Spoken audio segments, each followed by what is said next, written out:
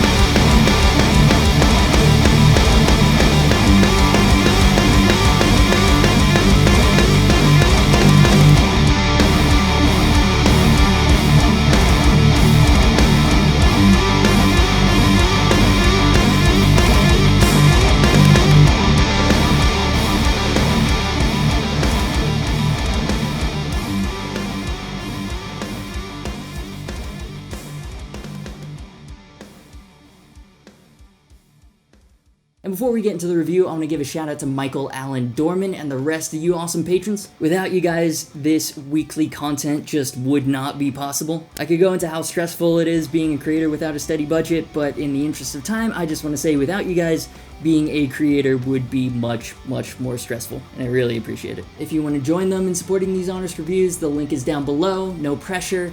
And now let's get into why you're here. Let's talk about this guitar. So actually, I'm kind of salty about making this review now. It took me so long to track a Satchel guitar down, and just as I succeeded, a new green version was unveiled at NAMM a few weeks ago. Fuck it. Basically same guitar. Now if you're unfamiliar with Charvel, they started off as a separate company, but now they're under the Fender umbrella as their hot rodded brand. I don't think I've seen anything as 80s as Satchel's signature model. For build specs, we've got an alder strap body with a 2-piece bolt-on maple neck, a maple fingerboard, and it's all assembled in Mexico.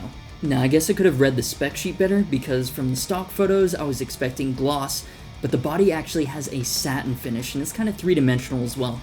The black stripes are slightly indented into the body by like a millimeter, maybe not even.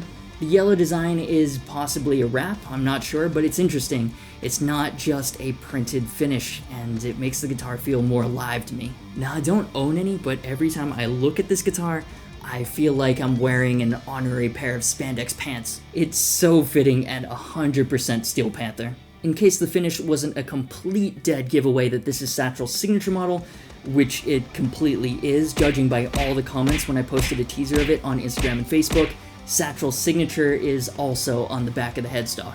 Now, I was kind of disappointed to see on a guitar this pricey that the neck isn't flush with the body at the joint. Not even close as far as Fender guitars are concerned. Even my Player Series Tele at about half the price is much cleaner. It doesn't really affect playability at all, it just looks kind of messy. It's just one of those things that, as a YouTube reviewer, it's my job to be nitpicky about. Now, it's got the small, modern headstock shape. Even though I don't think Charvel does the massive, oversized headstocks on any of their models, I think it would have been cool on this one, because it would have fit with the overall visual theme of excess. Both my Strats, yeah, they're not Charvel's, but they have the larger headstock, so that's what I'm used to, and the smaller one looks kind of funny. But whatever, it's not my signature model. All I'm saying, Satchel, if you're watching, is that my headstock's bigger than yours. Side note, my cat also really liked this guitar, which I found pretty funny.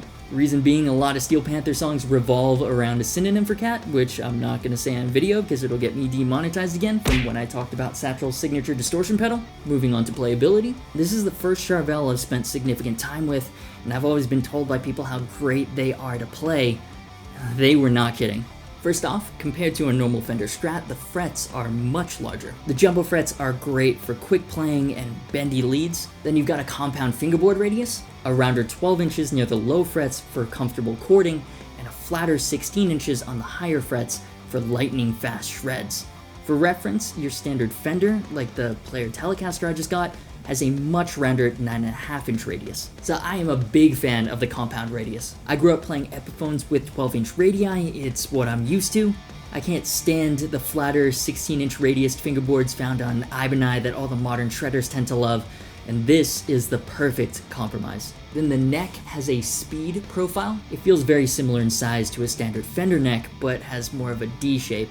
It's a little flatter on the back. It also has the standard Fender 25.5-inch scale length, so it feels pretty much just like playing a shreddy version of a Strat. If you like Fenders, you'll be right at home. I'm kind of surprised though that Charvel hasn't done anything with the neck joint. I keep bringing it back to the Jim Root Tele in a lot of my reviews of bolt-on guitars, but that small neck carve is great. For such a slight physical difference, it makes a big change for even more comfortable upper fret access.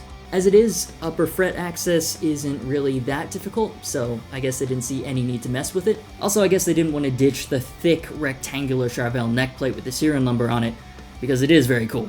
Now, as with any guitar I review on the channel, I can only really speak to the factory setup and fretwork of this particular unit, and in this case, they're both really good. Action is really low, and the intonation is spot on. Thank God, because I am so not about setting up Floyds. The fretwork is also very good, no major issues. Could use a little bit of polishing on the higher frets, but that's about it. And I love the rounded fingerboard edges. It's a standard Charvel feature, and even though it's a brand new guitar, right out of the box, this has a nice played-in feel. Now, obviously, it wouldn't be an 80s metal guitar without a dive bomb capable trem, and the Satchel model comes fully prepared with a Floyd Rose 1000. It's made in Korea, but has the same spacing as an original.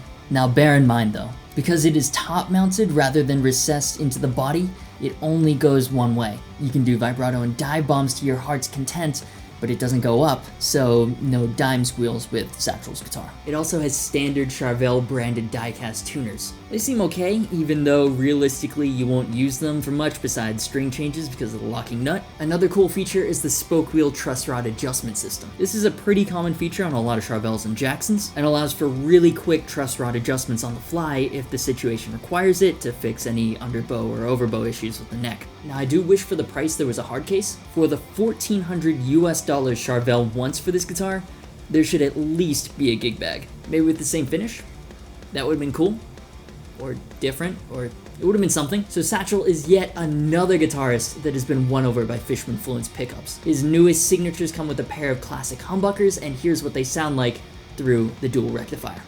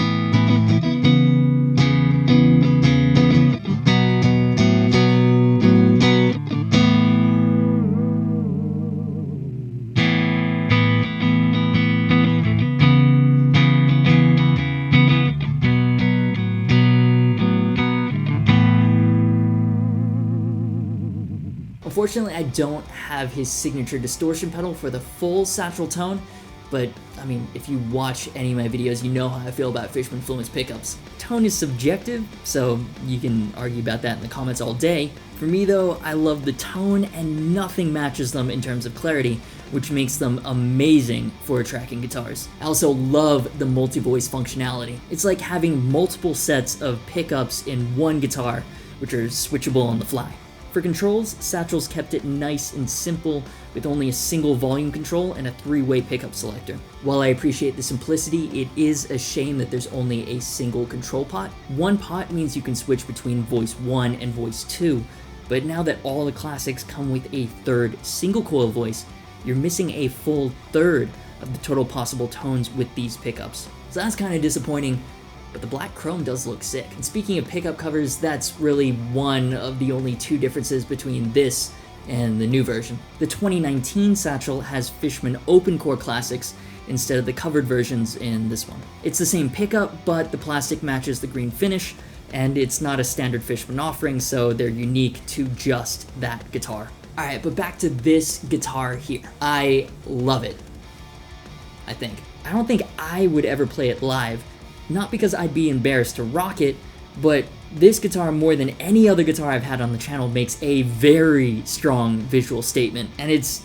just not me. As one of the sales guys at Sam Ash put it, if you can pull it off, all the power to you, but not everyone is gonna look right playing one of these. My spandex game just is not this strong yet. That being said, let's try and ignore the looks for a second. This is just an incredibly fun guitar to play. You know what? That's just the theme of this guitar. It's fun. In 2019, it seems like everything's taken so seriously. Meanwhile, the only thing this guitar is taking seriously is having a great fucking time. As an instrument, it covers all the bases: tone, playability, features. It's got the Fishman Fluence pickups, the speed neck, the compound fingerboard radius, the Floyd Rose 1000. But let's be real, there are other Charvels with the same build specs and features, and pickups can be replaced. The finish is kind of the make or break feature, and there's not much middle ground with this guitar. The finish, it's polarizing. There are people that have come to this review video. Well, I mean, if you're in this group, you've probably clicked off by now, but no matter how good I say this guitar is, they're not gonna be picking one up. On the other hand, if you wanted one, you've probably already decided that you need it in your life at the beginning of the video, if not actually even before watching, and you're just looking for validation. In which case, yes, it's definitely not the greatest bang for your buck, but it is a great, fun guitar. So if you enjoyed this video, hit the like button. These are of course just my opinions and I'd love to hear yours, so leave them in the comments and be sure to subscribe if you haven't already. If you want to support what I do and get bonus perks, check out my Patreon. Thanks to Sam Ash for making this guitar available and to Luke for mixing everything. Social media and merch links are down below. As always, thanks so much for watching. You've been awesome and I'll see you for the next video.